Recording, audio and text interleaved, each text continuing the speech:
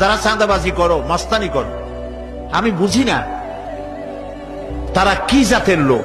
গায়ের রক্তটা কিসের? মানুষের রক্ত না পশুর রক্ত? চাঁদাবাজি করতে যাও কি জন্যে?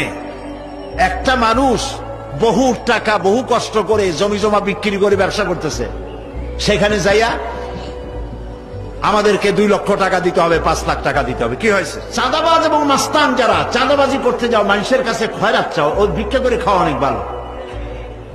মসজিদের সামনে একখান থাল নিয়ে বসে থাকো, যে আল্লাহর রাস্তায় খয়রাত দাও। দোকানদারের কাছ থেকে চাঁদাবাজি করা, বিল্ডিং কেউ নতুন বানাইতে পারে না, অমনি হাজির। গলায় সোনার চেন, হাতে কতগুলা আংটি, তারপরে হাতে মোবাইল, গলায় সোনার চেন। শহরের মহা উল্লুক জানোয়ার বলতেছে এখানে ইট ফেলাইতে পারবে না, রড দিতে পারবে না আমাদেরকে সান্দানা দিয়া। এটা কি মানুষ? বলেন মানুষ? এরা মানুষের সন্তান? এরা জানোয়ার, পশু।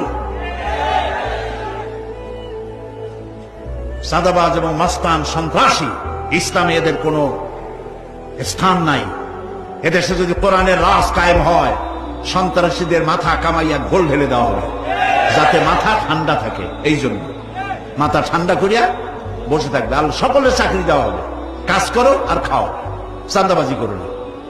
শ্বশুরের কাছে চাঁদাবাজি করে, বউর কাছেও চাঁদাবাজি করে। এত বড় লক্ষ্মী ছাড়া বউরে যায় বলে আমার হিরোইন খাওয়ার পয়সা দিবি। পত্রিকা আসছে না ভাই? কত বড় শয়তান, বউর কাছে চাঁদা চায়। আল্লাহ এইসব চাঁদাবাজ, মাস্তান, অপহরণকারী আর সন্ত্রাসী জানোয়ারদের হাত থেকে আল্লাহ এই দেশকে রক্ষা করুন। বলেন আমিন। চিল্লায় বলেন আমিন।